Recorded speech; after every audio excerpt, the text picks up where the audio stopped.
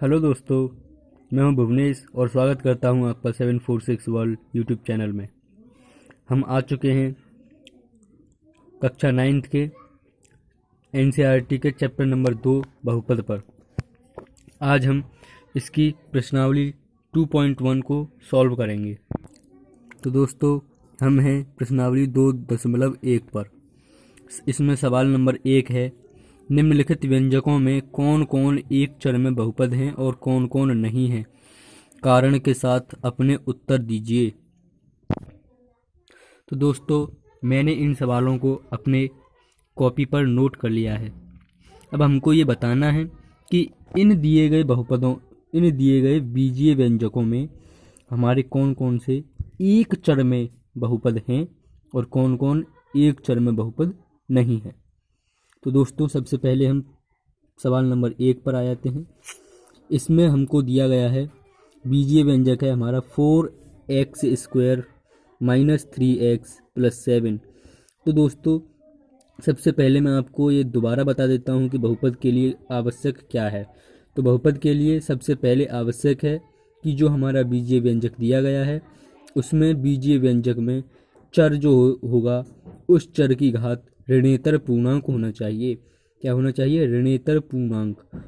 चूंकि सवाल में हमको दिया गया है कि निम्नलिखित व्यंजकों में कौन कौन एक चर में बहुपद है, तो हमको ये भी देखना है कि उस बीजीय व्यंजक में केवल एक ही चर होना चाहिए। तो हम इस चर में सबसे पहले देख रहे हैं, इस बीजीय व्यंजक में हम सबसे पहले देख रहे हैं कि इसमें प्रत्येक में एक ही चर है। यहाँ पर भी x है और यहाँ पर भी x है। तो हमारे पहली शर्त पूरी होती है कि इनमें एक ही चर होना चाहिए। तो हमारा पहला शर्त पूरा हुआ। अब हमको ये देखना है कि ये बहुपद है या नहीं है। बहुपद होने के लिए मैं आपको पहले ही बता चुका हूँ कि इसमें चर की घात जो हैं वो ऋणेतर पूर्णांक होना चाहिए। इसमें हमारे 3 पद हैं। पहले पद में हम देखते हैं तो इसमें चर की घात 2 है, प्लस की 2 है। ठीक है, इसमें चर की घात क्या है? प्लस की 2। यहाँ पर दूसरे पद में आकर के देखते हैं तो यहाँ पर -3x है दूसरा पद। तो इसमें -3 है इंटू x की पावर 1। इस चर का घात क्या हो गया? +1। ठीक है, इसमें आते हैं तो इसमें चर नहीं है। इसका मतलब है कि इसमें दिए गए चरों में घातें प्लस की 2 और प्लस की 1 है। इसका मतलब क्या हो गया? ये दोनों ही ऋणेतर पूर्णांक हैं।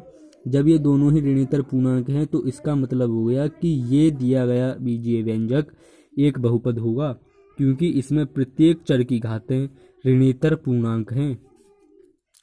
ठीक है, यहाँ पर हम कारण लिख सकते हैं, चूंकि दिए गए बीजीय व्यंजक में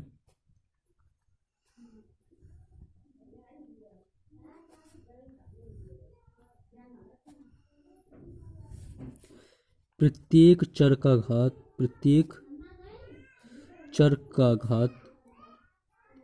ऋणेतर पूर्णांक है।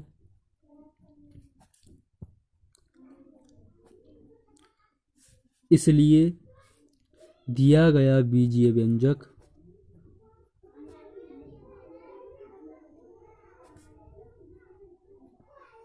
एक बहुपद है।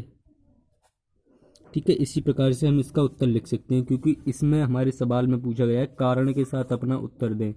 तो हमने यहाँ पर ये कारण भी लिख दिया कि ये बीजीय व्यंजक बहुपद है। तो क्यों है? क्योंकि इसमें प्रत्येक चर का घात ऋणेतर पूर्णांक है। इस प्रकार हम इसमें भी देख सकते हैं। इसमें हमारा जो चर है वो केवल एक ही चर है। हमारी पहली शर्त पूरी होती है कि कौन कौन एक चर में बहुपद हैं। तो हमारा इसमें एक ही चर है, इसलिए ये एक चर का बीजीय व्यंजक है। अब इस बीजीय व्यंजक को हमको ये देखना है कि ये एक बहुपद है या नहीं है। तो इसमें हमने चर देखा, यहाँ पर y है चर, हमको केवल चर देखना है, अचर से हमको कोई मतलब नहीं है। इसमें चर का केवल एक ही पद है, ये वाला, ये हमारा अचर है, तो इससे हमको कोई मतलब नहीं है। हमको इसके घात से कोई मतलब नहीं है, इस चर से, इस अचर से कोई मतलब नहीं है। हमको केवल इस चर का घात देखना है। इस चर का घात 2 है, प्लस का 2, और प्लस का 2 ऋणेतर पूर्णांक है। इसलिए हम कह सकते हैं कि ये भी एक हमारा बहुपद होगा, और वो भी एक चर में, क्योंकि इसमें केवल एक ही चर है। ठीक है, तो हम यहाँ पर इसी प्रकार से लिख सकते हैं कि चूंकि दिए गए बीजीय व्यंजक में प्रत्येक चर का घात ऋणेतर पूर्णांक है, इसलिए दिया गया बीजीय व्यंजक एक चर में बहुपद है। यहाँ पर हम ऐसे ही लिख सकते हैं, मैं यहाँ पर डायरेक्ट लिख देता हूँ बीजीय बहुपद है। इस प्रकार अब हम इस सवाल में देखते हैं, तो इसमें हम देखते हैं 3√t + t√2। इसमें हमारे चर क्या है, इसमें हमारा चर t है और इसमें दो पद हैं, दोनों पदों में हमारा चर t है, इसके अलावा हमारा कोई चर नहीं है t के अलावा। तो हम पहली शर्त पूरी होती है कि ये एक चर में बीजीय व्यंजक है। ठीक है, अब जब ये एक चर में बीजीय व्यंजक है, अब हम देखते हैं कि ये बीजीय व्यंजक क्या एक बहुपद है। तो इसके लिए हम क्या, वही तरीका हम देखेंगे प्रत्येक चर की घातें जो हैं वो ऋणेतर पूर्णांक हैं या नहीं हैं। तो हमने इसमें पहला पद देखा, पहले पद में हम इसको और मॉडिफाई करके लिख सकते हैं। तो ऐसे लिखेंगे 3 × t⁻1/2, क्योंकि t पर हमारा रूट लगा हुआ है, रूट का मतलब हो जाता है उस पद पर घात 1/2 हो जाती है। ठीक है, प्लस t, चूँकि इस t पर हमारा कोई रूट नहीं लगा हुआ इसलिए इसको हम केवल यूं ही लिखेंगे ×√2। हमको अचर पद से कोई मतलब नहीं है, इसलिए हमने अचर पद की घात को नहीं लिखा है। अब हम देख रहे हैं इस पद में जो चर t है इसका घात +1/2 है और इस पद में जो है वो चर का घात है वो +1 है। चूँकि हम जानते हैं कि प्लस का एक ऋणेतर पूर्णांक है, लेकिन प्लस का 1/2 एक ऋणेतर पूर्णांक नहीं है। ये ऋणेतर संख्या तो है लेकिन एक पूर्णांक नहीं है, इसलिए हमारी जो बहुपद होने की जो शर्त है वो पूरी नहीं है। इसलिए ये दिया गया बीजीय व्यंजक एक बहुपद नहीं है। हम यहाँ पर लिख सकते हैं बहुपद नहीं है। इस प्रकार यदि हम इसको देखते हैं, चूँकि मैंने आपको पहले भी बताया था कि जो हम चर की घातें देखते हैं वो हम अंश में देखते हैं। यहाँ पर हमारा जो चर है वो एक ही चर है। पहली शर्त हमारी पूरी होती है कि एक चर में वो बहुपद होना चाहिए। ठीक है, पहली शर्त हमारी पूरी हुई कि इसमें एक ही चर है। अब हमको ये देखना है कि चर की घातें जो हैं वो ऋणात्मक हैं, धनात्मक हैं या ऋणेतर पूर्णांक हैं। ठीक है, इसके लिए मैंने आपको बताया था कि सभी चरों को अंश में ले जाते हैं। यहाँ पर इसका घात 1 है, यहाँ पर भी इसका घात 1 है, लेकिन हम इसको अंश में लेके जाएंगे तो हमको ये मिलेगा y + 2 चूँकि हमारा घातांक का नियम कहता है कि यदि कोई संख्या हमारी हर में है, जब इसको अंश में लेके जाते हैं तो वो अंश के साथ गुणा कर देती है और उसकी घात जो है वो ऋणात्मक हो जाती है। यहाँ पर इसकी घात +1 थी, यहाँ पर आकर -1 हो गई। अब हम वही तरीका देखेंगे कि इसमें जो घातें हैं वो ऋणेतर पूर्णांक हैं या नहीं है। तो उसके लिए हमने पहले पद की घात देखी वो धन की 1 है, दूसरे पद की घात देखी वो ऋण की 1 है। पहले पद की तो बात पूरी होती है, लेकिन दूसरे पद में ये जो हमारी ऋण की घात 1 है ये ऋणेतर संख्या नहीं है, न ऋणेतर पूर्णांक नहीं है, इसलिए हम यहाँ पर लिख सकते हैं ये बहुपद नहीं है। यहाँ पर हम कारण भी लिख सकते हैं, चूँकि दिए गए बीजीय व्यंजक में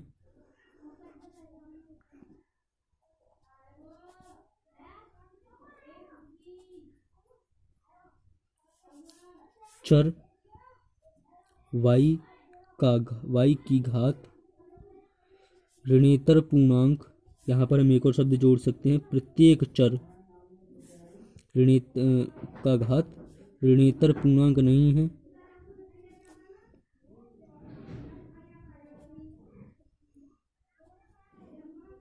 इसलिए दिया गया व्यंजक या बीजीय व्यंजक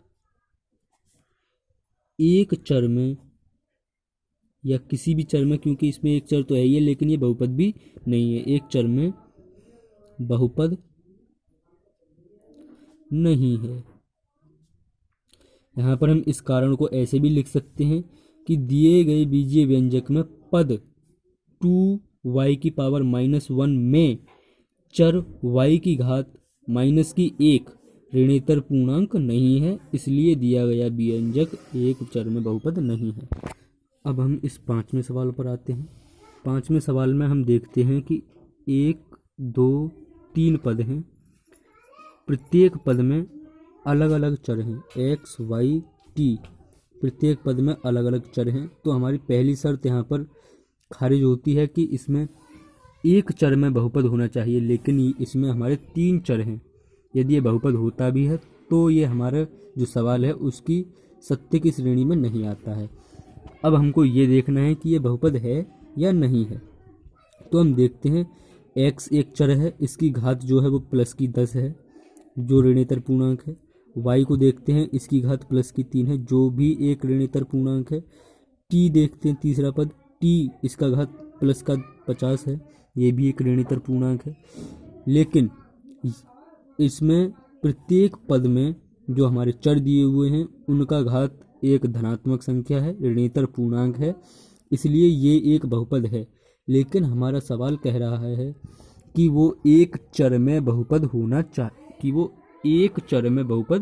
होना चाहिए, लेकिन इसमें हमारे 3 चर हैं।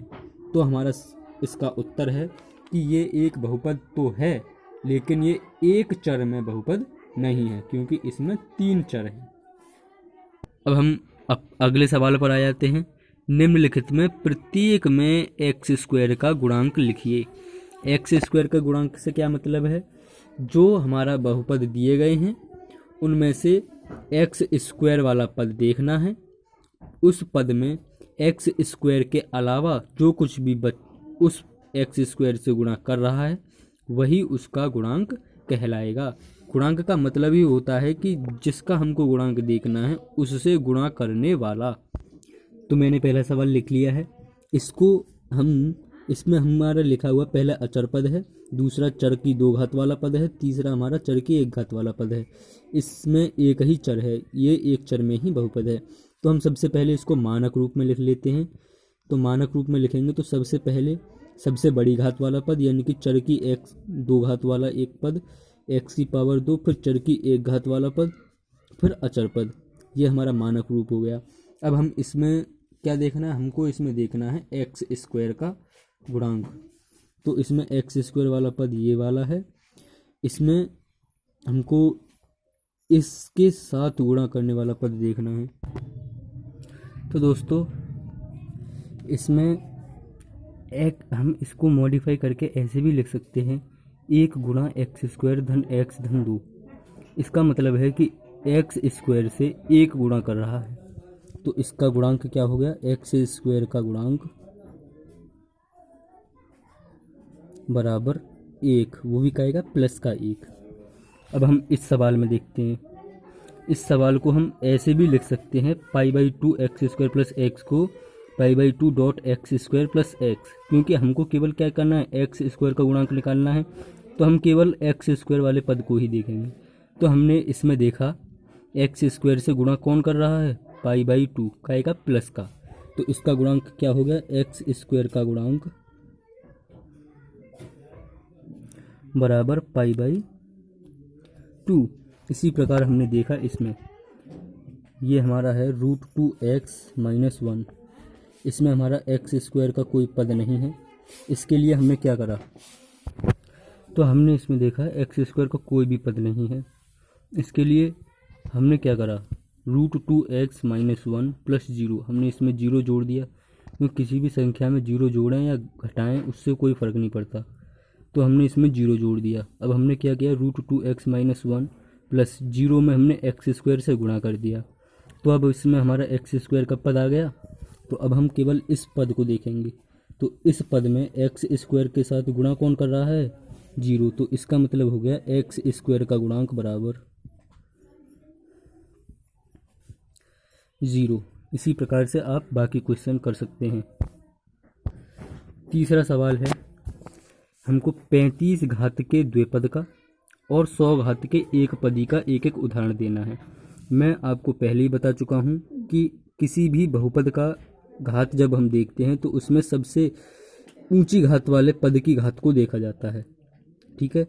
तो हमको एक ऐसे बहुपद का निर्माण करना है जिसमें हमारा क्या हो? द्विपद हो और घात क्या हो उसकी? 35 हो। हमारा पहला सवाल यही है। तो हम क्या करते हैं? सबसे पहले हम एक द्विपद बनाते हैं। जैसे कि हमने मान लिया ये ए एक्स प्लस बी, इसमें हमारे कितने पद हो गए, 1 2।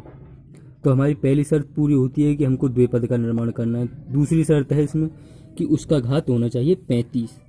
तो इसमें हमने देखा 2 पद हैं, इनमें से एक चर ये है, तो पहले चर का घात क्या हो गया, इसमें घात है इसका 1, लेकिन हमको बनाना क्या है 35 घात का, तो हमने इसका घात कर दिया 35। अब ये बन गया 35 घात का द्विपद। ठीक है, तो एक उदाहरण यही है। हम इसको ऐसे भी लिख सकते हैं, ए एक्स की पावर 35 प्लस बी एक्स की पावर 34 प्लस सी एक्स की पावर 3 प्लस डी, इस प्रकार से कोई बना सकते हैं। इसमें मैक्सिमम घात 35 ही है, लेकिन इसमें हमने क्या करा, इसमें हमने 2 पद और बढ़ा दिए, लेकिन हमको बनाना क्या है द्विपद। तो हम इनमें से किन्हीं भी 2 पदों को खत्म कर देंगे, या तो इन्हें या फिर इन्हें। ठीक है, तो हमारे 2 पद बचेंगे, द्विपद बन जाएगा। लेकिन हमको ये वाला पद खत्म नहीं करना है, क्योंकि हमको 35 घात का द्विपद चाहिए। हमारा दूसरा सवाल है 100 घात के एक पदी का एक उदाहरण। तो हमको एक पद लेना है उसमें, तो जब हम एक पद लेंगे तो उसका सीधा सीधा मतलब है उसमें चर होना चाहिए। तो सबसे पहले हमने चर ले लिया, इसका घात हमारा 100 होना चाहिए, तो हमने इसमें 100 ले लिया। एक पदी हो गया और घात उसकी 100 भी हो गई। हमारी दोनों शर्तें पूरी होती हैं। हम इसमें अचर से गुणा कर सकते हैं, 5 ले लें, 6 ले लें, कोई भी संख्या ले लें, ए ले लें, बी ले लें, 5 6 7 8, जो कुछ भी आपका मन करे। तो पहला उत्तर ये हो गया, दूसरा उत्तर ये हो गया। अब हम आ जाते हैं चौथे सवाल पर। चौथा सवाल है हमारा, निम्नलिखित बहुपदों में से प्रत्येक बहुपद का घात लिखिए। ठीक है, तो मैं इन सवालों को नोट कर लेता हूँ। तो मैंने ये सवाल नोट कर लिए हैं। हम पहला सवाल देखते हैं। हमको क्या देखना है, हमको इसमें देखना है बहुपद का घात बताना है। तो हमारा ये एक बहुपद है, इसमें हम बहुपद का घात देखने के लिए सबसे पहले क्या करते हैं, सबसे पहले चर देखते हैं। इसमें हम देखते हैं एक ही चर है, लेकिन पद 3 है। तो इन तीनों पदों में हम वो वाला पद देखते हैं जिनमें चर का घात सबसे अधिक है। तो हम देखते हैं इसमें चर का घात 1 है, इसमें चर का घात 2 है, इसमें चर का घात 3 है। तो हमको कौन से पद का घात देखना है, इस वाले पद का। इस पद का घात क्या है 3, हमको अधिकतम घात वाला पद देखना है। तो बहुपद का घात क्या हो गया, बहुपद का घात बराबर 3। इसी प्रकार हमारा ये दूसरा बहुपद दिया हुआ है। सबसे पहले हम इसको अवरोही क्रम में लिख लेंगे। ठीक है, तो हमने सबसे पहले चर यहाँ पर 1 है हमारा y, दूसरे वाले पद में, पहले पद में हमारा चर का घात 0 है, यानी कि इसमें कोई चर नहीं है।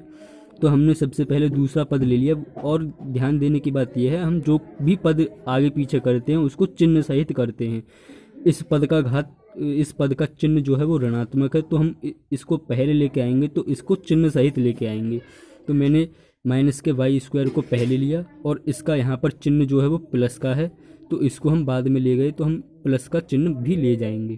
तो इस बहुपद में अब हमको घात देखना है। तो इसमें चर हमारा यही है, और इसका घात क्या है 2 है। तो इस बहुपद का घात क्या हो गया,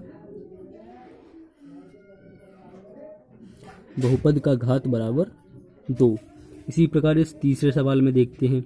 तीसरे सवाल में क्या है, इसमें हमारा चर जो है वो t है, और ये जो 2 पद हैं यानी कि द्विपद बहुपद है, चर t है, इसमें दूसरा पद हमारा अचर है। तो इससे कोई मतलब नहीं है, केवल हमको चर देखना है।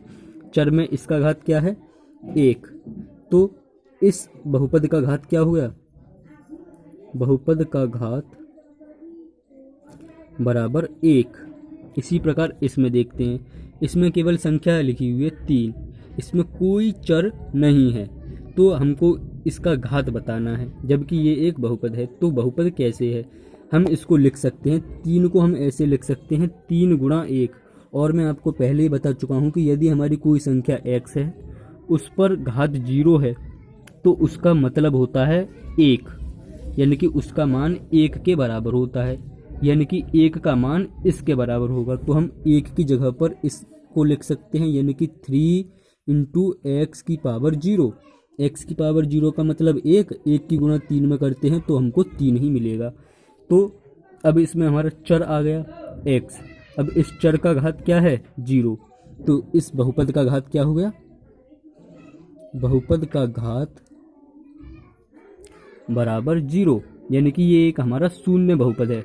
जिस बहुपद का घात 0 होता है उस बहुपद को क्या कहते हैं? शून्य बहुपद। ठीक है, ये हमारा चौथा सवाल भी होता हुआ।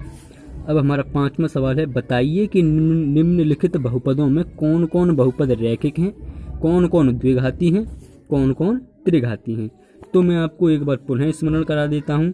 वो बहुपद जिसका घात 1 होता है वो रैखिक कहलाता है, जिसका घात 2 होता है वो द्विघाती कहलाता है, जिसका घात 3 होता है वो त्रिघाती कहलाता है। तो सबसे पहले हम पहले सवाल पर आ जाते हैं। इसमें हमारे 2 पद हैं, ठीक है, 1 और 2, दोनों में ही हमारे चर हैं और एक ही प्रकार के चर हैं, x। अब पहले पद में जो चर है उसका घात 2 है, दूसरे पद में जो चर है उसका घात 1 है, क्योंकि जिस पर घात कुछ नहीं होता वो 1 होता है। ठीक है, तो हम पहले बड़ी घात वाला पद कौन सा है? पहला वाला, इसका घात क्या है? 2, तो इस बहुपद का घात क्या हो गया? 2। तो घात 2 वाले बहुपद को क्या कहते हैं? द्विघाती बहुपद। तो ये कौन सा हो गया? द्विघाती बहुपद। दूसरा बहुपद देखते हैं। इसमें भी 2 पद हैं, पहले पद का घात 1 है, दूसरे पद का घात 3 है। यहाँ पर हम देख रहे हैं दूसरा पद x है, x की पावर 3 है, इसका घात 3 है और पहला पद हमारा x है, इसका घात 1 है। तो बड़ा घात वाला पद कौन सा है? ये वाला। इसमें हमारा घात क्या है? 3। तो 3 घात वाले बहुपद को क्या कहते हैं? त्रिघाती बहुपद। तो ये त्रिघाती बहुपद हो गया। इसी प्रकार इसमें देखते हैं, इसमें हमारे 3 बहुपद हैं, चर हमारा y है, पहला पद का घात जो है वो 1 है, क्योंकि y का पावर यहाँ पर 1 है, यहाँ पर y का पावर 2 है और यहाँ पर y है ही नहीं, तो इसका मतलब हम लिख सकते हैं y की पावर 0, क्योंकि y की पावर 0 का मतलब 1 होता है, 1 का गुणा 4 से करेंगे तो वो 4 ही रहेगा। तो सबसे बड़ी घात वाला इसमें पद कौन सा हो गया? ये वाला, दूसरा वाला y²। इसमें y का घात क्या है? 2। तो ये घात, इस बहुपद का घात क्या हो गया? 2। और 2 घात वाले बहुपद को क्या कहते हैं? द्विघाती बहुपद। तो ये हो गया हमारा द्विघाती बहुपद। इस बहुपद में बात करते हैं। इसमें हमारे 2 पद हैं, 1, 2। पहला पद अचर है, दूसरा पद हमारा चर है। इसमें एक चर है x। यहाँ पर इसका चर यदि हम लें तो x की पावर 0 लिख सकते हैं, यहाँ पर इसका घात 1 है। तो अधिकतम घात वाला पद ये वाला हो गया, इसमें इसका घात 1 हो गया, तो इस बहुपद का घात भी 1 हो गया। और एक घात वाले बहुपद को क्या कहते हैं? रैखिक बहुपद। अब हम इस बहुपद पर आ जाते हैं, 3t। क्या है? 3t। और इसमें हमारा चर क्या है? t। इसमें पद कितने हैं? 1 पद है, चर t है, इस चर t का घात क्या है? 1। ठीक है, तो इस बहुपद का घात क्या हो गया? 1। और एक घात वाले बहुपद को क्या कहते हैं? रैखिक बहुपद।